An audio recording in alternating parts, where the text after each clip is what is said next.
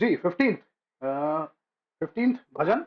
और यहाँ से चीज़ें थोड़ी-सी ट्विस्ट लेंगी, क्योंकि 2-3 भजन तक तो वैसा रहेगा, लेकिन ये जो 15th भजन है, ये बहुत सारी चीज़ों की समरी है। हम पहले भजन पढ़ते हैं, उसके बाद फिर बात करेंगे। जी, praise the lord. Praise the भजन संहिता का 15वां अध्याय।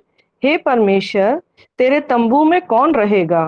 तेरे पवित्र पर्वत पर कौन बसने पाएगा? वह जो खराई से चलता और धर्म के काम करता है और हृदय से सच बोलता है, जो अपनी जीभ से निंदा नहीं करता और ना अपने मित्र की बुराई करता और ना अपने पड़ोसी की निंदा सुनता है। वह जिसकी दृष्टि में निकम्मा मनुष्य तुच्छ है और जो यहोवा के डरवैयों का आदर करता है, जो शपथ खाकर बदलता नहीं चाहे हानि उठानी पड़े, जो अपना रुपया ब्याज पर नहीं देता और निर्दोष की हानि करने के लिए घूस नहीं लेता, जो कोई ऐसी चाल चलता है वह कभी न डगमगाएगा। हे ईश्वर, मेरी रक्षा कर, क्योंकि मैं तेरा शरणागत हूँ। मैंने परमेश्वर से कहा, तू ही मेरा प्रभु है, तेरे सिवा मेरी भलाई कहीं नहीं। पृथ्वी पर जो पवित्र लोग हैं वे ही आदर के योग्य हैं और उन्हीं से मैं प्रसन्न रहता हूँ। जो पराये देवता के पीछे भागते हैं उनका दुख बढ़ जाएगा। मैं उनके लहू वाले अर्घ नहीं चढ़ाऊंगा और उनका नाम अपने होठों से नहीं लूंगा।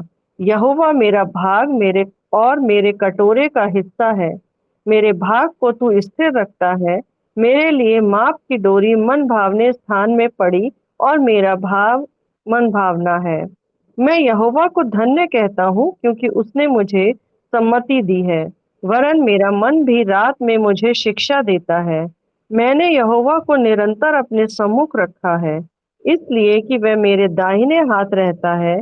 मैं कभी न डगमगाऊंगा। मैं इस कारण मेरा हृदय आनंदित और मेरी आत्मा मग्न हुई। मेरा शरीर भी चैन से रहेगा, क्योंकि तू मेरे प्राण को अधोलोक में ना छोड़ेगा और ना अपने पवित्र भक्त को सड़ने देगा। तू मुझे जीवन का रास्ता दिखाएगा। तेरे निकट आनंद की भरपूरी है, तेरे दाहिने हाथ में सुख सर्वदा बना रहता है। Praise the lord. Praise the Lord. तो स्क्रीन पे अगर आप लोग देख पा रहे हैं, तो वहाँ भजन 15 के आगे मैंने लिखा है, जो राज्य में प्रवेश करेंगे। भजन 15 जो है, वो उन लोगों के लिए लिखा गया है। ये स्वर्ग जाने का रास्ता या उद्धार कैसे प्राप्त करना है, उसके बारे में नहीं है। जब हम इसे पढ़ते हैं तो लगता है, हे परमेश्वर, तेरे तंबू में कौन रहेगा, तेरे पवित्र स्थान में कौन बसने पाएगा, वो जो खराई से चलता है, जो धर्म के काम करता है, जो हृदय से में सच बोलता है। तो ऐसा लगता है कि ये सल्वेशन के बारे में बात हो रही है, और सल्वेशन के लिए हमको ये काम करने वाले लोग उद्धार पाएंगे, ये काम करने वाले लोग वहां पर जाएंगे। नहीं, परमेश्वर के लोग, ये उद्धार पाने का रास्ता नहीं है।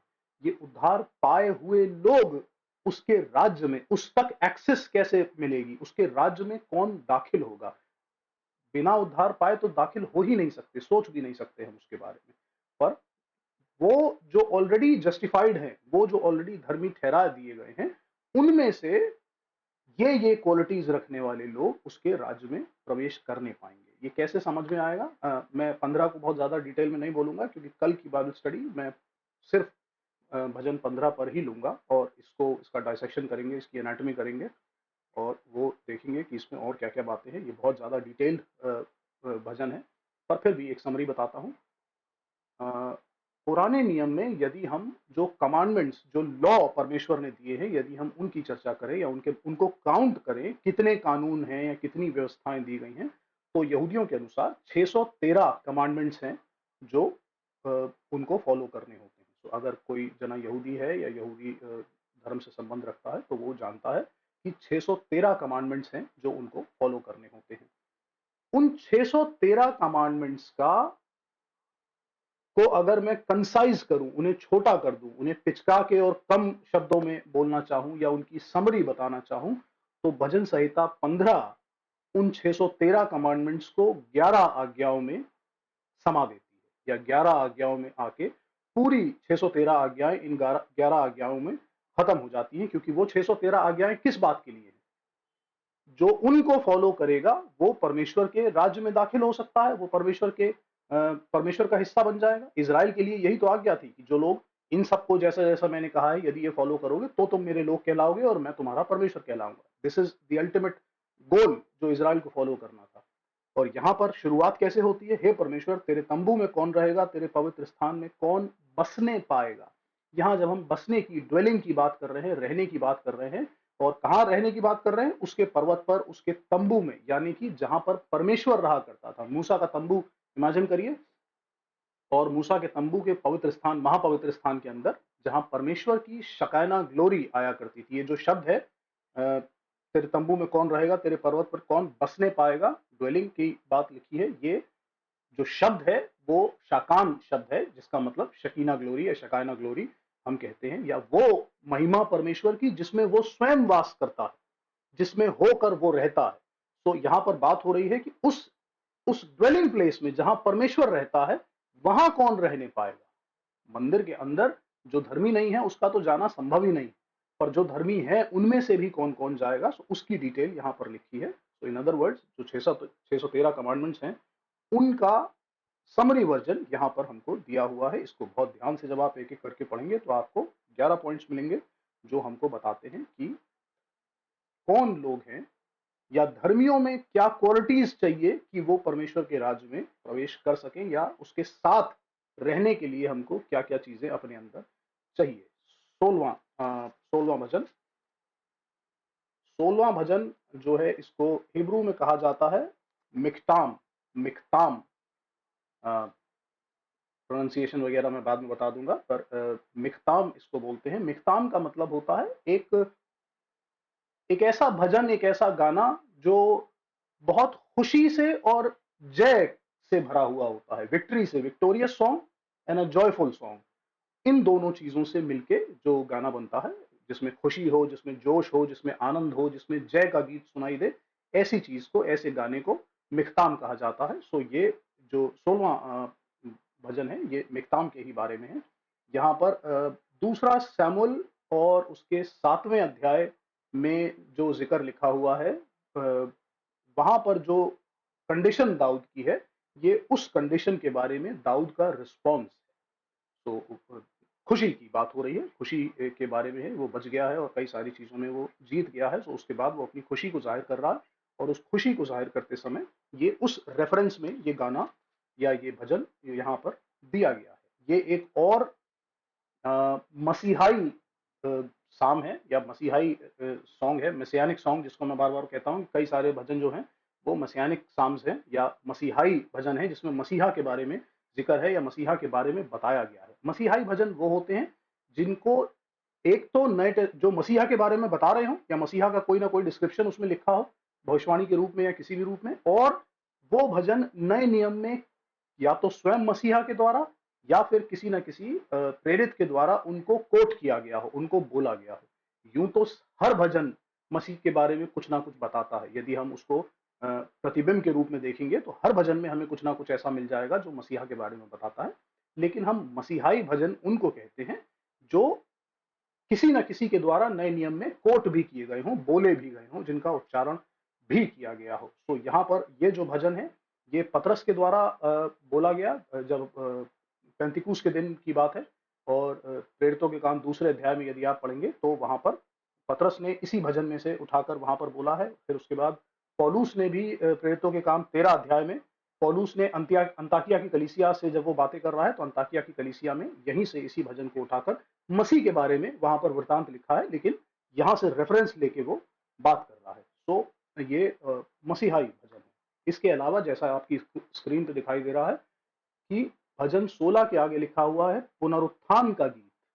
तो कमाल की बात यह है कि इस एक भजन में न सिर्फ ये मसीहाई है, बल्कि मसीहा की जिंदगी का पूरा वृतांत दिखाता है। पुनरुत्थान का गीत है, जय का गीत है, आनंद का गीत है। यहाँ 8वें पद में लिखा है, मैंने यहोवा को निरंतर अपने सम्मुख देख रखा है, इसलिए कि वह मेरे दाहिने हाथ रहता है और मैं कभी ना डगमगाऊंगा। ये वर्ष यीशु मसीह के जीवन के बारे में बात करती है, उसकी लाइफ ऑफ क्राइस्ट को ये वर्ष बताती है। फिर जब 9वें पद में आते हैं, इस कारण मेरा हृदय आनंदित है और मेरी आत्मा मगन हुई है, मेरा शरीर भी चैन से रहेगा। ये डेथ, यीशु मसीह की डेथ के बारे में, he is talking about his body, कि वो चैन से रहेगा, आराम से रहेगा।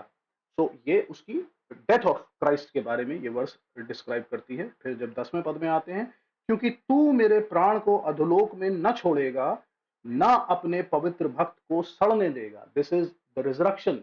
मैंने कहा शुरू में ही कि ये पुनरुत्थान का गीत है। सो ये वर्स यीशु मसीह के पुनरुत्थान का जिक्र करती है, यीशु मसीह के जी उठने के बारे में बताती है कि तू मेरे प्राण को अधोलोक में न छोड़ेगा, बल्कि अपने पवित्र भक्त को सड़ने न देगा। बॉडी मेरी वहीं पर डिके नहीं होगी, वो उठ के खड़ी हो जाएगी, रिजरक्ट हो जाएगी। और 11वां जो पद है, तू मुझे जीवन का रास्ता दिखाएगा, तेरे निकट आनंद की भरपूरी है, तेरे दाहिने हाथ में सुख सर्वदा बना रहता है। यीशु मसीह कहाँ विराजमान है अभी आज? परमेश्वर के दाहिने ओर। जी, परमेश्वर के दाहिने हाथ। सो ये यीशु मसीह के असेंशन, उसके उठाए जाने और उसके परमेश्वर के दाहिने हाथ विराजमान होने के बारे में बात करता है। Life of Christ, death of Christ, resurrection of Christ and ascension of Christ, या उसका महिमान्वित किया जाना, ये उस बारे में पूरी की पूरी भजन। ओके, 17 जी। Praise the Lord. Praise the lord. होगा परमेश्वर सच्चाई के वचन सुन, मेरी पुकार जो ध्यान दे, मेरी प्रार्थना की ओर जो निष्कपट मुंह से निकलती है कान लगा। मेरे मुकदमे का निर्णय तेरे सम्मुख हो, तेरी आंखें न्याय पर लगी रहें।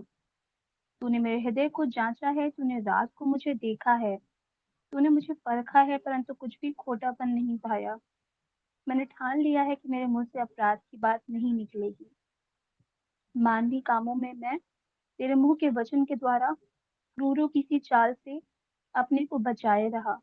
मेरे पांव तेरे पथों में स्थिर रहे, फिसले नहीं।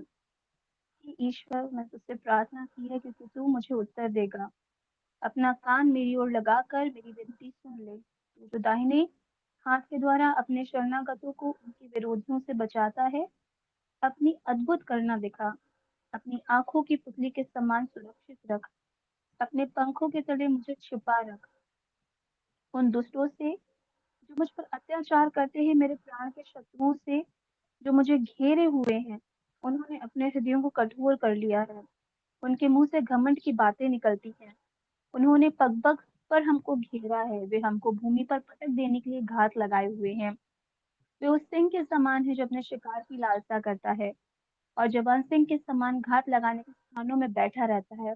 उठ हे यहोवा, उसका सामना कर और उसे पटक दे। अपनी तलवार के बल से मेरे प्राण को दुष्ट से बचा ले। अपना हाथ बढ़ाकर हे यहोवा मुझे मनुष्यों से बचा, अर्थात सरसारी मनुष्यों से जिनका भाग इसी जीवन में है और जिनका पेट तू अपने भंडार से भरता है। वे बाल बच्चों से संतुष्ट हैं और शेष संपत्ति अपने बच्चों के लिए छोड़ जाते हैं। परंतु मैं तो भूमि होकर तेरे मुख का दर्शन करूंगा। जब मैं जागूंगा तब तेरे स्वरूप से संतुष्ट होऊंगा। भैया 18 भी 50 तक पढ़नी है ना? जी जी जी। हे परमेश्वर मेरे बल, मैं तुझसे प्रेम करता हूँ। यहोवा मेरी चट्टान, मेरा गढ़ और मेरा छुड़ाने वाला है। मेरा ईश्वर मेरी चट्टान है जिसका मैं शरणागत हूँ। वह मेरी ढाल और मेरी मुक्ति का सींग और मेरा ऊंचा गढ़ है। मैं यहोवा को जो स्तुति के योग्य है पुकारूंगा। इस प्रकार मैं अपने शत्रुओं से बचाया जाऊंगा। मृत्यु की रस्सियों से मैं चारों ओर घिर गया हूँ और अधर्म की बाढ़ ने मुझको भयभीत कर दिया। पाताल की रस्सियां मेरे चारों ओर थी और मृत्यु के फंदे मुझ पर आए थे। अपने संकट में मैंने यहोवा परमेश्वर को पुकारा। मैंने अपने परमेश्वर की दुहाई दी और उसने अपने मंदिर से मेरी बातें सुनी और मेरी दुहाई उसके पास पहुंचकर उसके कानों में पड़ी। तब पृथ्वी हिल गई और कांप उठी और पहाड़ों की नींव कंपित होकर हिल गई क्योंकि वह अति क्रोधित हुआ था। उसके नथनों से धुआं निकला और उसके मुंह से आग निकलकर भस्म करने लगी, जिससे कोयले दहक उठे। वह स्वर्ग को नीचे झुकाकर उतर आया और उसके पांव तले घोर अंधकार था। वह करूब पर सवार होकर उड़ा और पवन के पंखों पर सवारी करके वेग से उड़ा। उसने अंधियारों को अपने छिपने का स्थान और अपने चारों ओर मेघों के अंधकार और आकाश की काली घटाओं का मंडप बनाया और उसकी उपस्थिति की झलक से उसकी काली घटाएं फट पड़ी, ओले और अंगारे भी। तब यहोवा आकाश में गरजा और परम प्रधान ने अपनी वाणी सुनाई। ओले और अंगारे उसने अपने तीर चलाकर उनको तितर बितर कर दिया, वरन बिजलियां गिरा गिरा कर उनको परास्त किया। तब जल के नाले देख पड़े और जगत की नींव प्रकट हुई। यह तो हे यहोवा तेरी डांट से और तेरे नथनों की सांस की झोंक से हुआ है। Praise the Lord. Praise the Lord. Praise the Lord, praise the Lord. Okay, 17 जो भजन है वो it's a prayer of intervention, Daud की प्रार्थना है। और जनरली जो यहूदी टर्म्स में अगर प्रार्थना जिस चीज को कहा जाता है, सो ऐसे 5 भजन हैं जिनको प्रार्थना की श्रेणी में रखा गया है। क्लियर कट प्रेयर, जिसमें उसने परमेश्वर को का आवाहन किया है, उसको इंटरवीन करने के लिए, उसके हस्तक्षेप के लिए बुलाया है।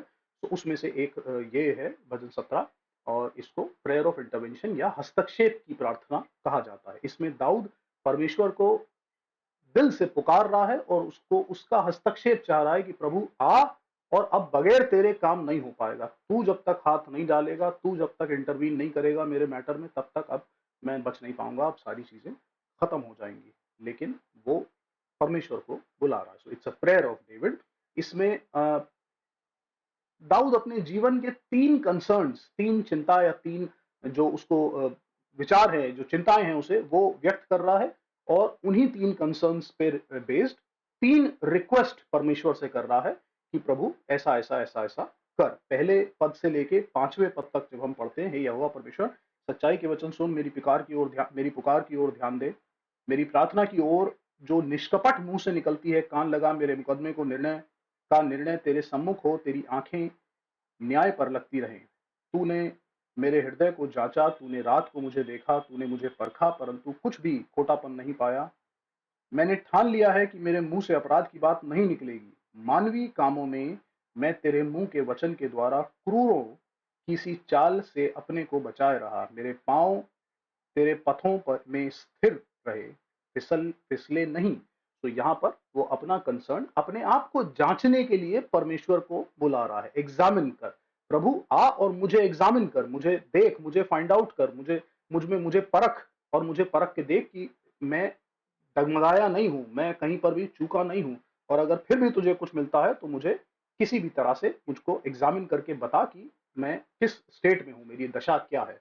तो वो पहली जो उसका कंसर्न है वो अपने आप को लेकर है, और वो परमेश्वर से रिक्वेस्ट कर रहा है कि मुझे एग्जामिन कर, मुझे विंडिकेट कर। उसके बाद छठे पद से लेके और हम जो 12वें पद तक देखते हैं, वहां पर फिर वो अपने प्रोटेक्शन की बात कर रहा है, परमेश्वर से प्रोटेक्शन चाह रहा है। हालांकि दाऊद एक मिलिट्री योद्धा है और एक अमेजिंग, ऐतिहासिक रूप से एक अमेजिंग स्ट्रैटेजी मेकर रहा है युद्धों को लेकर, लेकिन यहाँ पर उसको मालूम है कि मैं स्वयं अपने आप को बचा नहीं पाऊंगा, मेरी सुरक्षा परमेश्वर ही कर सकता है, या वही मुझे बचा सकता है। हे ईश्वर, मैंने तुझसे प्रार्थना की है कि क्योंकि तू मुझे उत्तर देगा। अपना कान मेरी ओर लगाकर मेरी विनती सुन ले। तू जो अपने दाहिने हाथ के द्वारा मुझे शरणागतों को उनके विरोधियों से बचाता है, अपनी अद्भुत करुणा दिखा। आगे भी यही लिखा है, उन्होंने अपने हृदयों को कठोर किया है, उनके मुंह से घमंड की बातें निकलती हैं। उन्होंने पग पग पर हमको घेरा है और हमको भूमि पर पटक देने के लिए घात लगाए हुए हैं। वह उस सिंह के समान है जो अपने शिकार की लालसा करता है और जवान सिंह के समान घात लगाने स्थानों में बैठा रहता है। तो ये उसको प्रोटेक्शन के लिए परमेश्वर को बुला रहा है। यहाँ 8वें पद में लिखा है, अपनी आंखों की पुतली के समान सुरक्षित रख और अपने पंखों के तले मुझे छुपा ले। आंखों की पुतली, भजन में परमेश्वर के वचन में एक और जगह लिखा है कि वो हमें अपनी आंखों की पुतली के समान रखता है। क्यों? आपने कभी सोचा आंखों की पुतली के समान क्यों? दाऊद क्यों कह रहा है कि अपनी आंखों की पुतली के समान मेरी सुरक्षा कर? एनीवन, भैया एनी क्योंकि वो गेस? बहुत बहुत सेंसिटिव होती है भैया पुतलियां। कोई छूता है तो फट करके रिएक्शन होता है मार देने का, उसको मारने ओके, का। तो भैया इसी कंपैरिजन पुतली से किया Close है। to body and most needful organ. Okay. कभी किसी की आंखों में आंखें डाल के देखा? क्लोज, बिल्कुल करीब जाके किसी की आंखों में आंखें डाल के। आंखों की पुतली किसे कहते आपने हैं? अच्छा, आंखों की पुतली कौन सा पार्ट ब्लैक होता है? कलर हमारी का, आंखें। आंखों के अंदर एक छोटा सा ब्लैक कलर का डॉट प्यूपिल होता है वो। प्यूपिल शाबाश, जिसको प्यूपल कहते हैं, जो आंखों के अंदर ये जो बड़ा वाला गोला है उसके अंदर एक और छोटा सा ब्लैक कलर का गोला होता है, डार्क ब्लैक, और उसको हम प्यूपल या उसको आंख की पुतली कहते हैं। कभी गौर से देखिएगा, किसी अपने बच्चे की आंख में देख लीजिएगा। अब आप की उम्र ज़्यादा हो गई है, अब आप मोहब्बत तो कर नहीं सकते कि उसकी आंखों में आंखें डाल के देखें, लेकिन अपनी अपनी खुद की आंखों में मज़ा नहीं आएगा, पर अपने बच्चे की आंख में आंख डाल के देखिएगा, किसी के करीब से देखिएगा, जब आप प्यूपल में देखेंगे, not in the I but in the pupal, तो आपको क्या दिखाई देगा? अपनी रिफ्लेक्शन दिखती खुद है को भैया। खुद को शाबाश, वेरी गुड। जब आप किसी की पुतली में देखते हैं तो आपको आप खुद दिखाई देते हैं और कुछ नहीं, it's a black shiny surface जिसमें हम खुद दिखाई देते हैं। दाऊद क्या कह रहा है? अपनी आंखों की पुतली के समान मेरी सुरक्षा कर। परमेश्वर हमें अपनी आंखों की पुतली के समान रखता है। He sees his own reflection. तू मेरी सुरक्षा ऐसे कर जैसे कि तू है सामने, तू खुद अपने आप की जैसे सुरक्षा करता है। उस तरह से रिफ्लेक्शन में वो बात कर रहा है कि जैसे तू अपने आप अपने सामने अपने आप को देख रहा है। परमेश्वर ने हमें अपने स्वरूप अपनी समानता में बनाया है। We are his reflection, his image, हम वैसे ही हैं। और उसी बात को दाऊद कॉल करा के बोल रहा है, या याद दिला के उसको बोल रहा है कि मेरी सुरक्षा वैसे ही कर जैसे मेरी आंख तू अपनी आंख की पुतली की करता। So it's not about the pupil, it's what you see in the pupil. Okay, so 14वें पद से लिखा हुआ है, अपना हाथ बढ़ाकर, हे यहोवा मुझे मनुष्यों से बचा, अर्थात संसारी मनुष्यों से जिनका भाग इसी जीवन में है और जिनका पेट तू अपने भंडार से भरता है। वे बाल बच्चों से संतुष्ट हैं और शेष संपत्ति अपने बच्चों के लिए छोड़ जाते हैं। What is the ultimate goal of any human being living on this planet? किसी भी परिवार का, किसी भी माँ बाप का, किसी भी जन का, इस पृथ्वी पर जो जी रहा है, जो काम कर रहा है, मेहनत कर रहा है, कमा रहा है, जो भी कुछ कर रहा है, किस लिए कर रहा होता है? क्या अल्टीमेट गोल क्या होता है हमारी दिनचर्या का, हमारी रोज की जिंदगी का, जब से हम पैदा होते हैं जब तक मर जाते हैं? क्या लक्ष्य रहता है? बच्चों की सिक्योरिटी। फूड के लिए ये तो बच्चों, हाँ जी, करते हैं भैया ज्यादातर सब लोग। हाँ कह सकते हैं, रोटी कपड़ा और मकान, यही बोला जाता है हमेशा। सो खाने के लिए काफी पेट का सवाल है, तो ये सब बातें कही जाती हैं, पर जो अल्टीमेट गोल किसी भी मनुष्य के जीवन का रहता है, वो सारी कहानी यही होती है कि इस संसार में रहते हुए, जैसा लिखा है, अर्थात संसारी मनुष्य जिनका भाग इसी जीवन में है। हमारी सोच, हमारी कल्पनाएं, हमारा सारा एक्शन, हमारी सारी मेहनत सिर्फ यही संसार तक सीमित रहती है। हर इंसान की जनरल टर्म में बात हो रही है। जिनका पेट तू अपने भंडार से भरता है। अब जैसा आपने खाने की बात करी, बेटा, जो लोग विश्वास करें या न करें, पर सच ये है कि इंसान का पेट आसमान का खुदा भरता है। जिनके पास नहीं है उनका भी इंतजाम खुदा करता है, बशर्ते कि वो उस पर यकीन तो रखें। लेकिन लोग उस पर यकीन नहीं रखते। जिसने, जैसे कई बार परमेश्वर के कलाम में कई बार लिखा है, चिड़ियों को देखो, जानवरों को देखो, वो उनकी भी हिफाजत करता है। वो मछलियों को खाने को देता है, वो चिड़ियों को खाने को देता है। उसने बनाया है, हम उसकी संतान है, हम उसकी क्रिएशन है। वो हमारा ख्याल रखना जानता है। हर आदमी जी तो लेता ही है, पर उसके आगे जब बात आती है तो हमारी सारी लालसाएं इस संसार से ही रिलेटेड रह जाती हैं। वे अपने जीवन भर जो कुछ भी हम कर रहे हैं, हमारी सारी मेहनत, हमारी सारी चीजें, कि हमारी जो शारीरिक संसारिक ख्वाहिशें हैं वो पूरी हो जाएं, और फिर उसके बाद द अल्टीमेट गोल, जब शादी हो गई, परिवार हो गया, सब कुछ हो गया, उसके बाद अल्टीमेटली हम सिर्फ सारा फोकस हमारा बच्चों पे हो जाता है कि अब बच्चे बड़े हो जाएं, बच्चे पढ़ाई कर लें, फिर बच्चे नौकरी लग जाएं, उनकी जिंदगी सफल हो जाए, उनकी शादियां हो जाएं, और फिर जो हम कर रहे थे अब वही बच्चे करने लगे। सेम साइकिल में हम जीते आए, अब वही सेम साइकिल हम बच्चों को देके जाते हैं। हाँ, जो जिस चाहे साम दाम दंड भेद, अच्छे काम बुरे काम, सही गलत काम, सब कुछ कर करा के, हर परिवार की, हर माँ बाप की, हर इंसान की ख्वाहिश ये होती है कि हम जितना ज्यादा से ज्यादा लेगेसी, जितना ज्यादा से ज्यादा विरासत अपनी औलाद के लिए छोड़ जाएं, वो हमारा अल्टीमेट गोल होता है कि हम जितना भी उनके लिए कर जाएं उतना हमारे लिए काफी है। और इससे कभी पेट नहीं भरता।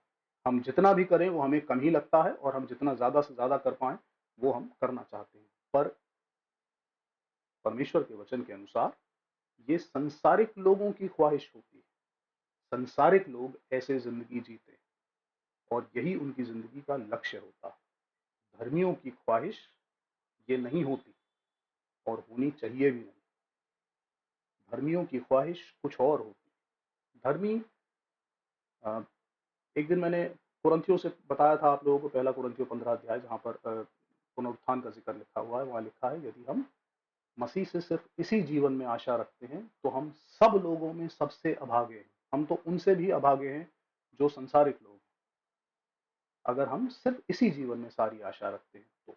धर्मियों की ख्वाहिश, धर्मियों का गोल, धर्मियों का पर्पस, धर्मी जीवन का मकसद, धर्मी जीवन का लक्ष्य, गोल, ये संसार या इस संसार की चीजें या उनके बच्चे और उनके बच्चों का बस सेटलमेंट, और उसके बाद एक के बाद एक, एक के बाद एक, बस सेम साइकिल रिपीटेशन में। अब मैं ऐसा करूं, फिर मैं मेरे बच्चों को दे जाऊं, फिर वो बड़े हो जाएं, फिर वो सेम काम करें, फिर वो अपने बच्चों को दे जाएं, फिर वो बड़े हो जाएं, फिर वो सेम काम करें, फिर वो अपने बच्चों को दे जाएं, और ये साइकिल नेवर एंडिंग साइकिल है, चलती रहती है। धर्मी ऐसा नहीं सोचते। धर्मियों की खुशी, धर्मियों का सेटिस्फैक्शन इसमें नहीं होता, बल्कि धर्मियों का सेटिस्फैक्शन परमेश्वर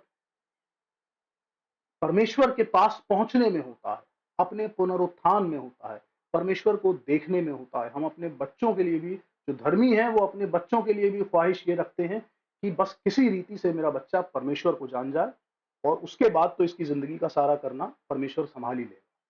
ही will take care of everything. वो अपना जो भी कुछ कर पाए वो तो कर ही पाए, पर उसके अलावा उनका भरोसा खुद से ज्यादा खुदा पर होता है कि यार इसे खुदा मिल जाए, ये खुदा को जान जाए, खुदा को समझ जाए, उसके बाद तो फिर खुदा इसे संभाल ही लेगा। इसकी जरूरत जैसे उसने हमारी पूरी करी वैसे इसकी भी पूरी कर देगा, जैसे उसने हमारे लिए इंतजाम किया वैसे इसके लिए भी कर देगा।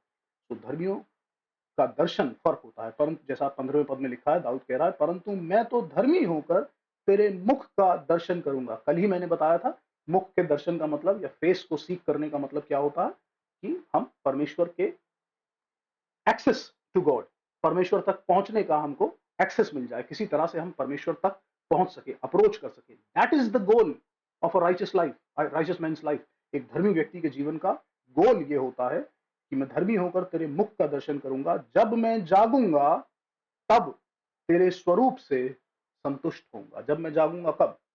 अभी सो रहा हूं, पुनरुत्थान। इटर्नल।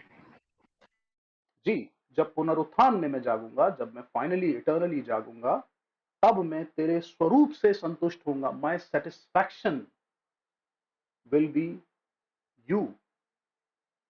तू स्वयं मेरे संतुष्टि का कारण होगा। जब मैं तुझे निहारूंगा, जब मैं तेरे स्वरूप को देखूंगा, जब मैं तुझे साक्षात देखूंगा जैसा तू है, वो मुझे संतुष्ट करेगा। स्तिफनुस की मौत याद होगी आपको। स्तिफनुस क्या देख रहा है, और जब वो देख रहा है लोग पत्थर मार रहे हैं, लोग क्या कुछ नहीं कर रहे हैं उसके साथ, पर उसके चेहरे पे स्माइल है, खुशी है, जॉय है, क्योंकि उसे कुछ और दिखाई दे रहा है। उसे मसीहा का स्वरूप दिखाई दे रहा है, उसे फरिश्ते उसका वेलकम करते हुए दिखाई दे रहे हैं। That is the satisfaction of his life. बहुत जवान लड़का था स्तिफनुस, शायद 20-21-22 साल का लड़का रहा होगा, पर उसका सेटिस्फैक्शन इज इन गॉड। धर्मियों का सेटिस्फैक्शन खुदा में होता है। संसार में, संसार की चीजों को की आपूर्ति में, अपने लेगेसी छोड़ के जाने में, विरासतें छोड़ के जाने में, ये धर्मियों की ख्वाहिश नहीं होती परमेश्वर के लोगों। धर्मी कुछ अलग प्रजाति के लोग होते हैं। यहाँ पर दाऊद का भी हम सेटिस्फैक्शन उसके रिजरक्शन में देख रहे हैं, उसके पुनरुत्थान में वो अपने सेटिस्फैक्शन को ढूंढ रहा है। ओके, 58 जी। ये 15 तो पढ़ चुके हैं, I think। हाँ, 16 से पढ़ दीजिए।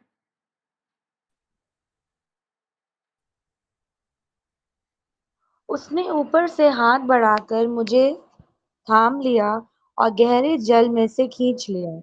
उसने मेरे बलवंत शत्रु से और उनसे जो मुझसे घृणा करते थे मुझे छुड़ाया, क्योंकि वे अधिक सामर्थी थे।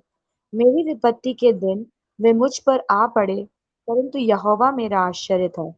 उसने मुझे निकालकर चौड़े स्थान में पहुंचाया और मुझको छुड़ाया, क्योंकि वह मुझसे प्रसन्न था। यहोवा ने मुझसे मेरे धर्म के अनुसार व्यवहार किया और मेरे हाथों की शुद्धता के अनुसार उसने मुझे बदला दिया, क्योंकि मैं यहोवा के मार्गों पर चलता रहा और दुष्टता के कारण अपने परमेश्वर से दूर न हुआ, क्योंकि उसके सारे निर्णय मेरे सम्मुख बने रहे और मैंने उसकी विधियों को ना त्यागा। मैं उसके सम्मुख सिद्ध बना रहा और अधर्म से अपने को बचाए रहा। यहोवा ने मुझे मेरे धर्म के अनुसार बदला दिया और मेरे हाथों की उस शुद्धता के अनुसार जिसे वह देखता था। दयावंत के साथ तू अपने को दयावंत दिखाता और खरे पुरुष के साथ तू अपने को खरा दिखाता है। शुद्ध के साथ तू अपने को शुद्ध दिखाता और टेढ़े के साथ तू तिरछा बनता है, क्योंकि तू दीन लोगों को तो बचाता है, परंतु घमंड भरी आंखों को नीची करता है। हाँ, तू ही मेरे दीपक को जलाता है, मेरे परमेश्वर यहोवा मेरे अंधियारे को उजियाला कर देता है, क्योंकि तेरी सहायता से मैं सेना पर धावा करता हूँ और अपने परमेश्वर की सहायता से शहरपनाह को लांघ जाता हूँ। परमेश्वर का मार्ग सिद्ध है, यहोवा का वचन ताया हुआ है, वह अपने सब शरणागतों की ढाल है। यहोवा को छोड़ क्या कोई ईश्वर है? हमारे परमेश्वर को छोड़ क्या और कोई चट्टान है? यह वही ईश्वर है जो सामर्थ से मेरी कमरबंद बांधता है और मेरी मार्ग को सिद्ध करता है। वही मेरे पैरों को हिरनियों के पैरों के समान बनाता है और मुझे मेरे ऊंचे स्थानों पर खड़ा करता है। वह मेरे हाथों को युद्ध करना सिखाता है, इसलिए मेरी बाहों से पीतल का धनुष झुक जाता है। तूने मुझको अपने बचाव की ढाल दी है। तू अपने दाहिने हाथ से मुझे संभाले हुए है और तेरी नम्रता ने महत्व दिया है। तूने मेरे पैरों के लिए स्थान चौड़ा कर दिया और मेरे पैर नहीं फिसले। मैं अपने शत्रुओं का पीछा करके उन्हें पकड़ लूंगा और जब तक उनका अंत न करूं, तब तक ना लौटूंगा। मैं उन्हें ऐसा बेधूंगा कि वे उठ न सकेंगे। वे मेरे पाँव के नीचे गिर पड़ेंगे, क्योंकि तूने युद्ध के लिए मेरी कमर में शक्ति का पकड़ुआ बांधा है और मेरे विरोधियों को मेरे सम्मुख नीचा कर दिया। तूने मेरे शत्रुओं की पीठ मेरी ओर फेर दी, ताकि मैं उनको काट डालूं जो मुझसे द्वेष रखते हैं। उन्होंने दुहाई तो दी, परंतु उन्हें कोई भी बचाने वाला ना मिला। उन्होंने यहोवा की भी दुहाई दी, परंतु उसने भी उनको उत्तर ना दिया। तब मैंने उनको कूट-कूट कर पवन से उड़ाई हुई धूल के समान कर दिया। मैंने उनको गली-कूचों की कीचड़ के समान निकाल फेंका। तूने मुझे प्रजा के झगड़ों से भी छुड़ाया। तूने मुझे अन्य जातियों का प्रधान बनाया है। जिन लोगों को मैं जानता भी नहीं था, वो मेरे अधीन हो गए। मेरा नाम सुनते ही वो मेरी आज्ञा का पालन करेंगे। परदेसी मेरे वश में हो जाएंगे। परदेसी मुरझा जाएंगे और अपने किलों में से थरथराते हुए निकलेंगे। यहोवा परमेश्वर जीवित है, मेरी चट्टान धन्य है और मेरा मुक्तिदाता परमेश्वर की बड़ाई हो। धन्य है मेरा पलटा लेने वाला ईश्वर, जिसने देश-देश के लोगों को मेरे वश में कर दिया है और मुझे मेरे शत्रुओं से छुड़ाया है। तू मुझको मेरे विरोधियों से ऊंचा करता और उपद्रवी पुरुष से बचाता है। इस कारण मैं जाति-जाति के सामने तेरा धन्यवाद करूंगा और तेरे नाम का भजन गाऊंगा। वह अपने ठहराए हुए राजा का बड़ा उद्धार करता है। वह अपने अभिषिक्त दाऊद पर और उसके वंश पर युगान-युग करुणा करता रहेगा। आमीन। Amen, praise the lord. 18th भजन, it's a triumphant victorious kind of भजन। ये जो गाना है ये उसकी जय का, उसकी जीत का भजन है। Finally after after 10 years of running running running, भागना, डर, भय, मौत का डर हर समय सताया हुआ, 2 बार शाऊल ने उस पर अटैक करवाया, 4-5 बार उसको पकड़ने के लिए लोग भेजे, फिर उसके अपना बेटा उसके पीछे भाग रहा है। तो ये सारी कहानी चलते चलते काफी लंबा समय बीता और फाइनली शाऊल के सारे चंगुलों से और सारी चीजों से वो जीत गया है। परमेश्वर ने उसके सारे दुश्मनों को परास्त कर दिया है, हरा दिया है और अब वो वाकई में बहुत खुश है, आनंद से भरा हुआ है, अपनी जीत का जश्न मना रहा है। ये उसके डिलीवरेंस, उसके छुटकारे का भजन है। आपकी स्क्रीन के सामने आपको जो भी दिख रहा है, अगर वो प्रॉब्लम होती है दिखने में छोटा लगता है, अपने फोन को जैसे आप मूवी देखते हैं या वीडियो फुल स्क्रीन पे देखते हैं वैसे घुमाएंगे तो ये पूरी पिक्चर में आ जाएगा, तो शायद पढ़ना आसान हो जाए उसके बाद। तो ये उसके छुटकारे की प्रार्थना है या छुटकारे का गीत है, कह लीजिए कि वो खुशी में वो फाइनली छूट चुका है, उसको परमेश्वर ने छुड़ा लिया है, मुक्ति करा ली है उसकी, इसलिए वो इस गीत को गा रहा है। और बहुत खूबसूरत तरीके से इस भजन को लिखा गया है। पहले उसने परमेश्वर की महिमा करी है सारी की सारी, सब तरह से, और शुरू के जो 15 पद हमने पढ़े उसमें उसने परमेश्वर की पूरी रीति से महिमा करी है। और उसके बाद से जो कुछ हमने पढ़ा, परमेश्वर ने उसे कैसे इस्तेमाल किया, जैसा वह मेरे हाथों को युद्ध करना सिखाता है और इसलिए मेरी बाहों से पीतल का धनुष झुक जाता है। तूने मुझको अपने बचाव की ढाल दी है। So how he used David, how God used David to win over his enemies, वो किस तरह से हुआ उसके बारे में है। 18 के पहले पद में हम देखते हैं, हे परमेश्वर, हे मेरे बल, मैं तुझसे प्रेम करता हूं। ये जो प्रेम शब्द है, ये हिब्रू भाषा में जिस शब्द का यहाँ इस्तेमाल हुआ है वो एक बहुत डिफरेंट शब्द है, जो बाकी जगह पर प्रेम के लिए नहीं इस्तेमाल हुआ, पर यहाँ पर जो शब्द इस्तेमाल हुआ है, कुछ एक जगह हुआ है, हबक्कुक में हुआ है, मीका में हुआ है, एक आध जगह और हुआ है, पर जिस शब्द का यहाँ इस्तेमाल हुआ है वो है रखाम। रखाम जो है वो गर्भ से या वूम्ब से, कोख से संबंध रखता है। सो ये जिस प्रेम की बात यहाँ पर कर रहा है, मैं तुझसे प्रेम करता हूं, ये उस प्रेम से आप समझ सकते हैं जैसे एक माँ अपने बेबी से प्रेम रखती है, जब वो उसके गर्भ में होता है तब, और जब वो बिल्कुल उसके हाथ में आता है तब। As a mother loves her baby, वो वाला प्रेम, उस तरह का प्रेम कि she can do anything to protect that baby. और वो प्रेम जो एक आप सारी माएँ हैं, आप सब जानती हैं कि जब बच्चा आपने देखा भी नहीं होता, पर तब भी एक कनेक्शन, एक बॉन्ड उसके साथ बन चुका होता है। तो वो जो प्रेम है, उस प्रेम की बात हो रही है, या एक पिता का प्रेम उसके बेटे की तरफ, उसके संतान की तरफ, या जैसा परमेश्वर का प्रेम इज़राइल के लिए है, ये उस प्रेम के संदर्भ में यहाँ पर दाऊद बोल रहा है। परमेश्वर का प्रेम इज़राइल के लिए कैसा है, ये समझने में शायद हमें पूरा जीवन लग जाए। हम जितनी भी पत्रियां पढ़ रहे हैं वो सब इसी के बारे में है। और इज़राइल ने ऐसी कोई कसर नहीं छोड़ी कि परमेश्वर को नाराज ना कर दे। ऐसा कुछ नहीं किया, ऐसा कोई काम छोड़ा नहीं इज़राइल ने जो जिससे परमेश्वर को खिज ना दिलाए, जिससे गुस्सा ना दिलाए। लेकिन इसके बावजूद परमेश्वर ने सिवाय प्रेम के इज़राइल से और कुछ नहीं किया। होशे की किताब जब हम पढ़ेंगे, that is beautifully written book, जिसमें एक रिलेशनशिप को दिखाया है, God God the father as a husband and Israel as a wife. तो और उस एक पत्नी ने क्या कुछ नहीं किया कि वो हर गलत काम करे, और उसके बाद भी एक पति उसे पाने के लिए क्या कुछ नहीं कर जाता। ये उसका एक बहुत खूबसूरत पिक्चर है होशे की किताब। तो जब हम पढ़ेंगे तब देखेंगे। So this is that kind of love. जब दाऊद यहाँ प्रेम की बात करता है, मैं तुझसे प्रेम करता हूँ, तो ये वो माँ और बच्चे का प्रेम या पिता और बच्चे का प्रेम, उस प्रेम की यहाँ पर चर्चा हो रही है। दाऊद को जितना कुछ भी अभी आपने 18 में पढ़ा कि किस तरह से परमेश्वर उसको लेके चलता रहा, परमेश्वर उसके साथ खड़ा रहा, परमेश्वर ने उसको तैयार किया कि वो इन सारी चीजों को जीत सके, अपने दुष्टों के सामने, अपने दुश्मनों के सामने खड़ा रह सके, गलत काम कोई ना करे, अपने आप को बचा के रखे, और फिर भी परमेश्वर पर भरोसा रखते हुए जीतता चला जाए। It's a long journey. Daud का ये सफर 10 साल का था, ये 1-2 दिन, 1-2 महीने का नहीं था। He is just running for his life. Training takes a lot of time परमेश्वर के लोग।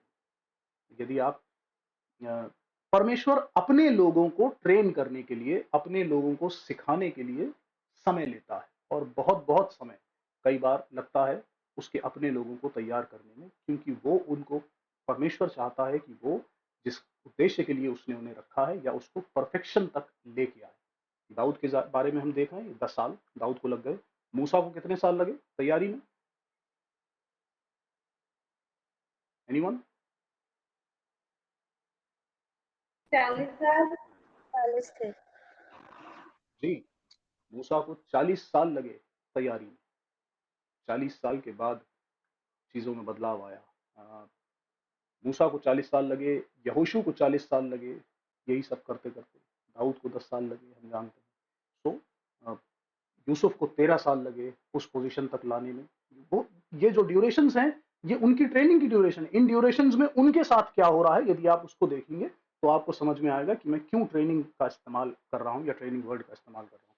13 साल में जो यूसुफ पर बीत रही है, यूसुफ के अंदर जो बदलाव आ रहे हैं, वो सॉरी, हाँ, यूसुफ की बात हो रही है। सो वो सारे जो बदलाव हैं वो, या फिर मूसा के अंदर जो बदलाव आए, या फिर यहोशू के अंदर जो बदलाव आए, उन्होंने क्या कुछ सीखा, और दाऊद के अंदर क्या क्या चेंजेस आए, दाऊद ने क्या कुछ सीखा। जहां से कहानी शुरू हुई थी 13 साल के बच्चे से, और जब तक वो यहाँ पर पहुंचा है तब तक में क्या कुछ बदला है। So it takes years to prepare, to train a God's person. परमेश्वर जब किसी को चुन लेता है और जब उसको तैयारी में लग जाता है, उसको तैयार करने लगता है, उसको ट्रेन कराने लगता है, as a good coach, as a good father, जब परमेश्वर कहता है ये बच्चा मेरा है और इसको मैं तैयार करूंगा for a greater purpose, for a bigger thing in life, and life after, जीवन के बाद भी। और यहाँ पर भी हम जीवन और जीवन के बाद दोनों का चर्चा देख रहे हैं। 17वें पद में भी, 17वें चैप्टर में भी हमने यही देखा कि दाऊद की खुशी आफ्टर लाइफ की बात हो रही है, इस जीवन के बाद वो अपनी खुशी को देख पा रहा है। तो उस पूरी तैयारी में परमेश्वर समय लेता है। आपके और मेरे जीवन में भी समय लगता है। If you want to serve God, if you want to solve the purpose of God, if you want to fulfill the purpose of God, अगर परमेश्वर के मकसद को पूरा करना चाहते हैं तो अपने आप को परमेश्वर के हाथ में छोड़ दीजिए। Late him train you. 100 बार कम से कम मैं इस प्लेटफॉर्म पे बोल चुका हूं आप लोग से, training will not be easy. किसी चीज की ट्रेनिंग आसान नहीं होती, बट लेट गॉड ट्रेन। अपने कोच पर भरोसा रखिए, अपने पिता पर भरोसा रखिए। आपको चोट नहीं लगने देगा, आपको टूटने नहीं देगा, बिखरने नहीं देगा, संभाल। आपका भविष्य उसके हाथ में सिक्योर है, उस पर भरोसा रखिए। But just leave yourself in God's hand, let him train you. आपकी डिफिकल्टीज, आपकी परेशानियां, आपकी प्रॉब्लम्स, आपकी सफरिंग्स, जो कुछ भी आपको लगता है कि अब बस बर्दाश्त के बाहर जा रहा है, समझ में नहीं आ रहा है, आपको समझ में नहीं आएगा। इस बात को अपने आप को समझा लीजिए कि मुझे नहीं समझ में आएगा कि हो क्या रहा है, क्यों हो रहा है, कैसे हो रहा है, पर मुझे बस इतना मालूम है कि मेरा बाप ये सब कुछ संभाल रहा है। ये सारी चीजें जो ऑपरेट हो रही हैं, इस सब का कंट्रोल मेरे बाप के हाथ में। So just trust him, he is training you for a greater purpose, late him train. आप जब मकाम पर पहुंचेंगे तो आप कुछ और ही मनुष्य बदल चुके होंगे, कुछ और ही मनुष्य बन चुके होंगे। जिंदगी पूरी रीति से बदल चुकी होगी। तब जब आप पीछे पलट के देखेंगे तो आपको अपने आप पर यकीन नहीं होगा कि यार ये कौन व्यक्ति है, ये मैं तो नहीं। तो लेट हिम गाइड यू। 27वें पद में लिखा था, क्योंकि तू दीन लोगों को तो बचाता है परंतु घमंड भरी आंखों को नीची करता है। घमंड से चढ़ी आंखें परमेश्वर को नहीं पसंद है। क्या क्या चीजें और नहीं पसंद है? 7 चीजें एक जगह लिखी है बाइबल में कि परमेश्वर 7 चीजों से घृणा करता है। किसी को पता है? झूठ बोलने वाले जीव, घमंड से भरी घमंड से आंखें, भरी हुई आंखें और निकालिए नी, नीति वचन 6ठा अध्याय, हाँ नीति वचन 6ठा अध्याय, उसका 16 से 19 तक पढ़िए कोई भी।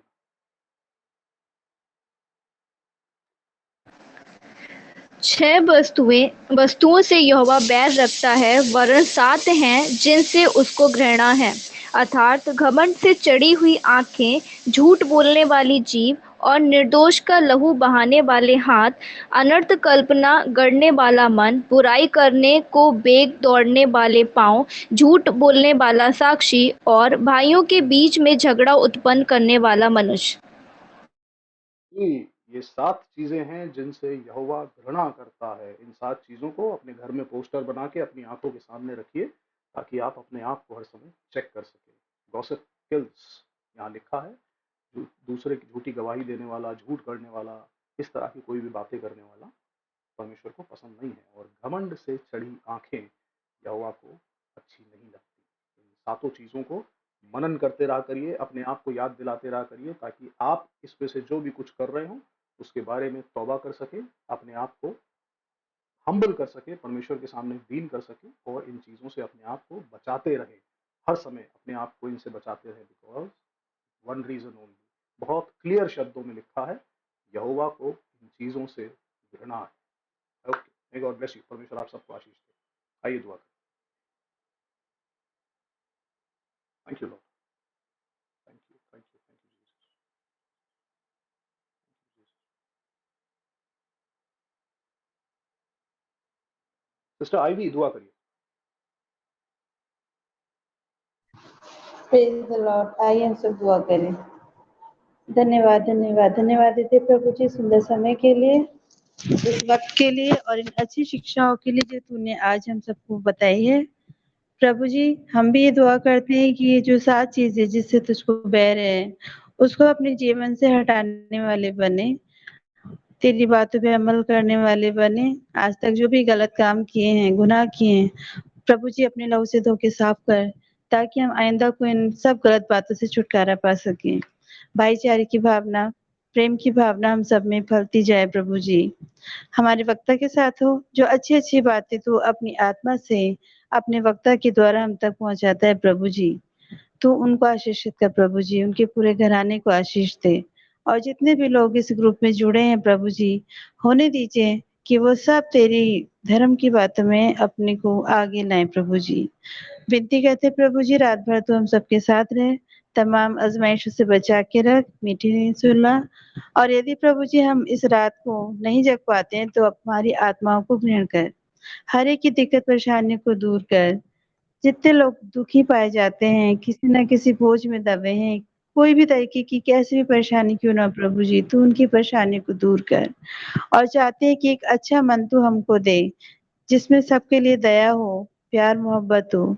हम भी सारे गिले शिकवे भूल के नई जिंदगी जीने की कोशिश करें प्रभु जी। रात भर तू हमारा हामी और मददगार हो, हर एक जन के साथ हो प्रभु जी। तेरे प्यार बेटे यीशु मसीह के नाम से मांगते हैं, आमीन। Thank you. Okay, God bless you all, good night. Good night. भैया, ये 18 के जो फर्स्ट वाला वर्स है, इसमें जो प्रेम की बात हुई है, ये अगापे प्रेम तो नहीं है जैसे आपने पहले बताया था? नहीं बेटा, अगापे वर्ड का इस्तेमाल नहीं हुआ है यहाँ। जिस वर्ड का इस्तेमाल हुआ है वो राखाम कहते हैं। राखाम is different, agape is very different. Agape is more like unconditional love, जिसमें कोई शर्त नहीं है, कुछ बदले में नहीं चाहिए, कोई कंडीशन नहीं है। Agape is very deep. मैंने शायद किसी टीचिंग में अगापे के बारे में बताया है। जी भैया, पर बताया। जी, पर यहाँ पर अगापे का इस्तेमाल नहीं हुआ है। यहाँ जो वर्ड है वो डिफरेंट है। It's a relationship kind of love, जो माँ और बच्चे के बीच का संबंध है, उस प्रेम के बारे में चर्चा है। तो यहाँ क्योंकि इसमें प्रोटेक्शन जो है वो मेन सोर्स है। और जब हम माँ बच्चे या बाप बच्चे या किसी भी इस तरह के रिलेशन की बात करते हैं, तो किसी भी हाल में प्रोटेक्ट करना, किसी भी हाल में उसको ढांप कर रखना। अभी हमने एक जगह देखा था ना कि अपने आँख की पुतली की तरह मुझे बचा, और फिर उसके आगे वाली वर्ष में लिखा हुआ था, और अपने पंखों के नीचे मुझे ढांप ले। पंखों के नीचे एक जगह और बाइबल में लिखा हुआ है, मुर्गी जैसे अपने पंखों के नीचे छुपा के रखती है। सो जैसे छोटे छोटे बच्चों को वो अपने नीचे छुपा लेती है कि दे डोंट एग्जिस्ट, वो दिखाई नहीं दे रहे हैं किसी को, और वो पूरी तरह अपने पंखों से ढांप लेती है। ठीक वैसे ही उस संबंध में इस प्रेम का जिक्र हुआ। तो ये अगापे से फर्क जी भैया, आपने दो वर्ड्स का यूज किया है। एक मिक्ताम है और दूसरा है। रखाम है। रखाम, K H, G, right? RACHAM, राखाम। C H, okay, C H. और जी, दोनों हिब्रू वर्ड्स RACH, हैं। ए, दोनों हिब्रू वर्ड्स हैं। एक है मिख्ताम, हाँ, MICHTAM, मिख्ताम। हाँ जी, मिक्ताम, ठीक है। ओके, और एक अब का वर्ड आप मीनिंग हिब्रू, बताया आपने, जॉयफुल था। जॉयफुल या विक्टोरियस और हिम दूसरे? कह सकते हैं। और दूसरा is okay, love, love related to womb, कोख से संबंध। लव। प्रोटेक्शन फील्ड लव लिख सकते हैं, प्रोटेक्शन फील्ड लव। अब आप जैसे भी एक्सप्लेन करना चाहें, वो आपका अपना तरीका। जब क्योंकि हिब्रू एक ईस्टर्न लैंग्वेज है, और ईस्टर्न लैंग्वेज होने की वजह से ये मिडिल ईस्टर्न लैंग्वेज है, तो जितनी भी अरेबिक, हिब्रू और उर्दू, इस तरह की लैंग्वेजेस होती हैं, तो इसमें या इवन फ्रेंच वगैरह में भी जो ख या कई सारे इस तरह के शब्द होते हैं जो गले से, एपिग्लॉटिस से बोले जाते हैं। सो ये CH जहाँ पर यूज हम करते हैं इंग्लिश लिखते समय, वो जनरली वो ख वाले वर्ड होते हैं जो अंदर से गले से निकलती है जिसकी आवाज। इनकी थैंक यू भैया। स्पेलिंग जैसा हम इंग्लिश में लिख रहे होते हैं वैसी आती नहीं है, उसका लिखने का तरीका बदल जाता है, और प्रोनाउंसिएशन तो बिल्कुल ही बदल जाता है। ओके, भैया, God bless praise the you. Lord भैया, गुड नाइट। प्रेज द हाँ, लॉर्ड गॉड भैया, bless. Good night. Good night भैया, प्रेज द लॉर्ड। एक स्टडी और चाहिए आपसे, हम्म। केवल इस लैंग्वेज के बारे में, क्योंकि कई बार हम बाइबल में इसको इतना सुनते हैं कि हिब्रू में ये वर्ड है। तो हिब्रू, क्योंकि हम जान रहे हैं, क्योंकि बाइबल जब लिखी जा रही होती थी तब बिल्कुल यही भाषा होगी जो उनकी अपने बोलचाल की भाषा थी। और क्योंकि हम मान के ही चल रहे हैं कि हम उसकी संतान है, तो जो उसकी शुरुआत है वो कहीं ना कहीं हम लोग को थोड़ी बहुत नॉलेज इसकी जरूर दीजिएगा भैया, क्योंकि हमारे लिए बिल्कुल एलियन लैंग्वेज कभी कभी साउंड करती है ये। उर्दू से एलियन तो ही फिर है भी क्योंकि रिलेट कर आपको लेते हैं। अब तो वो हिब्रू जो बोली जाती थी वो अब इजरायली भी नहीं बोलते, जो एंशियंट हिब्रू है वो तो अब इसराइल में भी नहीं बोली जाती। दे नो, जो लोग स्टडी करना चाहते हैं वो एंशियंट हिब्रू कॉलेज में जाके स्टडी कर लेते हैं, लेकिन बोलचाल में अब मॉडर्न हिब्रू चलती है। सो ये वाली हिब्रू अब नहीं आती, क्योंकि जिस हिब्रू में बाइबल लिखी गई है इसमें इस समय तक वाउल्स नहीं होते थे, और किसी भी तरह के सिर्फ कॉन्सोनेंट्स होते थे, और कॉन्सोनेंट्स को ही यूज करके शब्द बनते थे। लेकिन अब जो मॉडर्न हिब्रू है उसको जब आप कहीं देखेंगे लिखा हुआ, तो उसमें डॉट्स और नुक्ते लगा के और कुछ कुछ इस तरह के चीज़ों को यूज करके अब वावल्स का यूज करना स्टार्ट कर दिया है। सो जो बोलचाल में है वो मॉडर्न हिब्रू है, पर जो बाइबल है वो एंशियंट हिब्रू में है। बाइबल बेसिकली 3 लैंग्वेजेस में लिखी गई। एक हिब्रू में, मोस्टली ओल्ड टेस्टमेंट हिब्रू में है, और न्यू टेस्टमेंट ग्रीक में है, और बीच में ओल्ड टेस्टमेंट में ही कुछ कुछ पार्ट है जो आरामी भाषा कहा जाता है। सो आरामी में लिखी हुई है कहीं कहीं पे। जब ये नबूकदनेस्सर वाला जो टाइम था और साइरस वाला जो टाइम था, उस बीच में बेबीलोन और साइरस के टाइम पे आरामी लैंग्वेज का भी इस्तेमाल हुआ, तो कई सारी चीज़ें उस समय में जो लिखी गई, क्योंकि वो लंबा पीरियड था, 70-80 साल के समय का पीरियड है। फिर बाद में करीब 400 साल इजरायली लोग गुलामी में इधर उधर रहे, तो उस बीच में जो लैंग्वेज अडाप्ट करते चले गए जिस तरह से, उसमें आरामी उस समय की मेजर लैंग्वेज बनती चली गई। तो इन 3 लैंग्वेजेस में ये 3 मेजर लैंग्वेज है जिसमें बाइबल लिखी गई। तो देखते हैं किसी दिन मौका अ, लगा तो कुछ। भैया चैप्टर 18 में जब हम लोग शुरुआत से पढ़ रहे हैं तो हम लोग यहोवा परमेश्वर के बारे में पढ़ रहे हैं टिल 10। हम्म, लेकिन जब हम 11th वर्स देख रहे हैं तो आई थिंक ये बिल्कुल ऑपोजिट जा रहा है, क्योंकि यहाँ पे लिखा है उसने दियारे को अपने छिपने का स्थान और अपने चारों ओर मेघों के अंधकार और प्रकाश की काली घटाओं का मंडप बनाया। तो this is for evil I believe. नहीं नहीं नहीं नहीं, 18 की ये 11। जब वो अपने न्याय को उतार रहा है, तो जो सीन क्रिएट हुआ उसका जिक्र लिखा हुआ है। वह करूबों पर सवार होकर उड़ा, वरन पवन के पंखों पर सवारी करके वेग से उड़ा। उसने अंधियारे को अपने छिपने का स्थान और अपने चारों ओर मेघों के अंधकार और आकाश की काली घटाओं का मंडप बनाया। उसकी उपस्थिति की झलक से उसकी काली घटाएं फट पड़ी, ओले और अंगारे भी। तो ये when he is judging the people, लोगों को पता नहीं चला कि कहां से क्या हो रहा है। सो इट्स वो छुप के वार करने वाली चीज थी कि उसने इस तरह से काम किया। जैसे कई जगह हमने दाऊद की लड़ाइयों में पढ़ा ना, कि उसने दाऊद से कहा था कल तुम जाना वहां पर, और वो लोग पहले ही मैं तुम्हें तुम्हारे हाथ में कर दूंगा। और जब ये लोग सुबह उठ के जाते थे तो वहां देखते थे कि वो लोग पहले से ही सारे मरे पड़े हैं, सबका सब आपस में ही लड़ मर के खत्म हो गए। तो अगर दुश्मन के एंड पे इस चीज को देखें तो उन्हें तो पता ही नहीं चला किसने मारा। किसी ने छुप के वार किया, या अंधेरे में अंधकार में ही रात के समय में ही किसी ने सबको सब साफ कर दिए, वाइप ऑफ कर दिए। तो it's referring to the judgment of God without the enemy no कि कुछ हुआ क्या, किसने किया।